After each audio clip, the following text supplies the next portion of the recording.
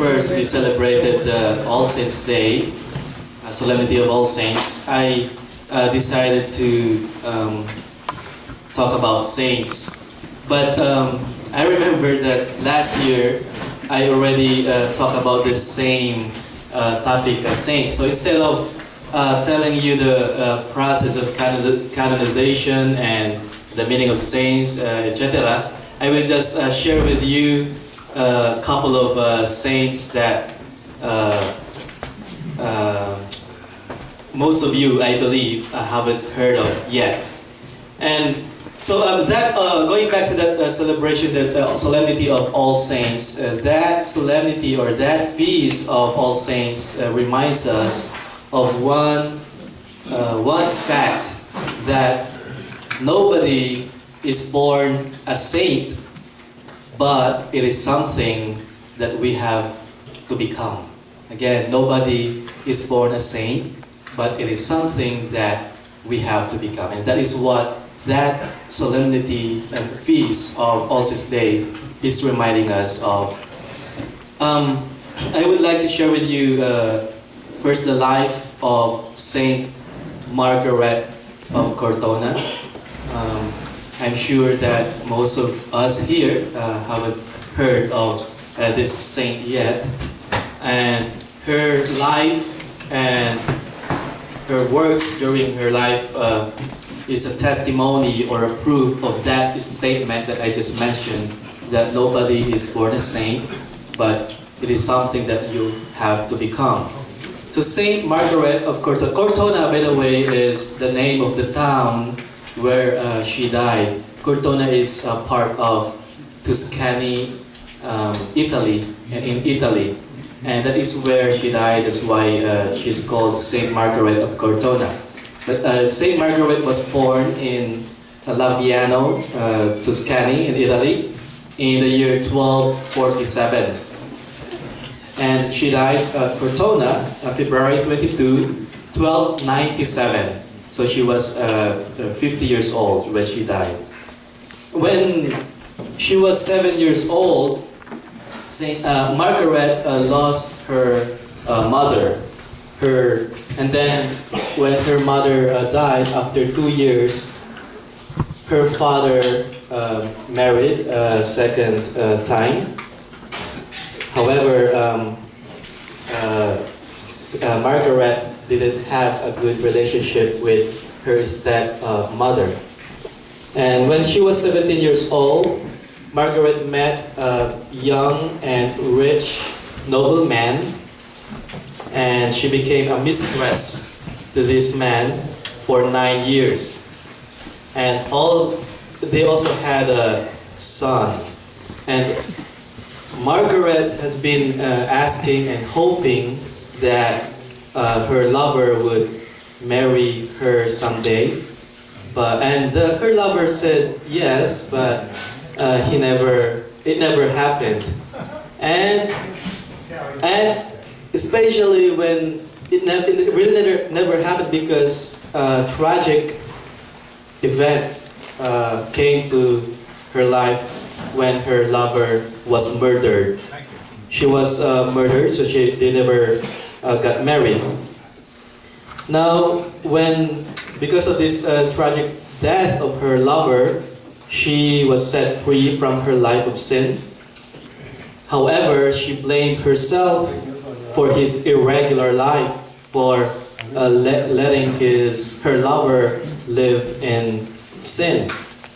So she returned to his relatives all the property that her lover, had given her, including the house. And after returning that, she went back to her father. However, there was a problem. When she went back to her father, her stepmother refused to take her. But again, as I've said, they did not have this good relationship. So she and her son had nowhere to stay. She then prayed earnestly, and they went to Franciscan friars to put herself under their spiritual direction. And then two ladies took her home with them. Afterwards, Margaret joined the Franciscan order, and she was admitted to the Third Order of Saint Francis. And from this time, Saint Margaret lived in strict poverty, following the example of Saint Francis. Margaret just lived asking for alms, and then she just asked bread daily to live. And however, although she was living on alms, she gave her services freely for others.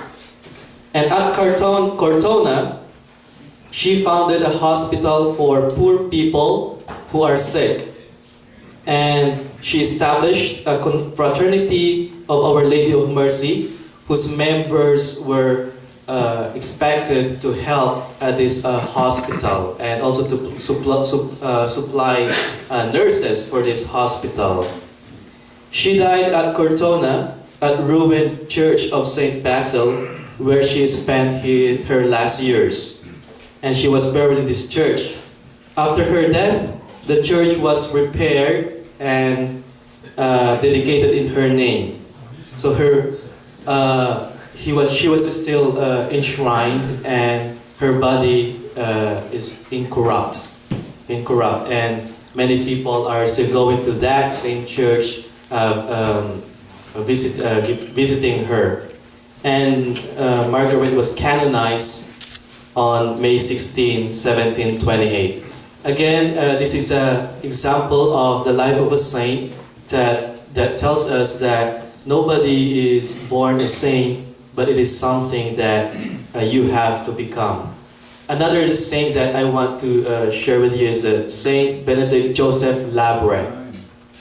Have you heard of him? I'm sure many of us haven't heard about him.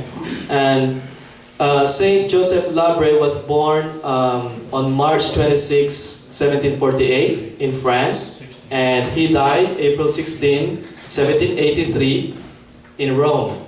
So he was just 35 years old when he died. He was the eldest of the 15 children, and his parents were very rich, so much so that they can easily send their 15 children to the school. So he had a good education. At 16 years of age, he wanted to embrace a religious life as a Trappist monk, but his parents objected. After a few years, the parents gave in to his desire. But finally, getting the consent of his parents, there's another obstacle that he faced. When he applied to the religious life, he was not accepted. And he applied twice, and the application was not successful. Those applications were not successful. Now, because of that, he decided to apply to the Cistercian Abbey. It is another order. It is a different order from a Trappist order, and was admitted there. So finally, he was admitted to a community, to an order. However, he had another problem. When he was in that community, he got sick, very sick, that the Cistercian order had to release him. So he had to leave that community.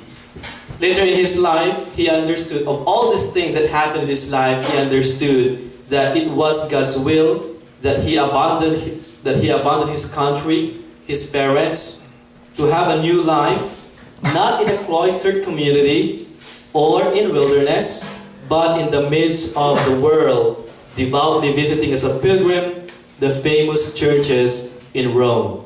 So in short, he decided to be a homeless person. He decided to just visit the beautiful churches in Rome. He rarely bathed and never washed his clothes.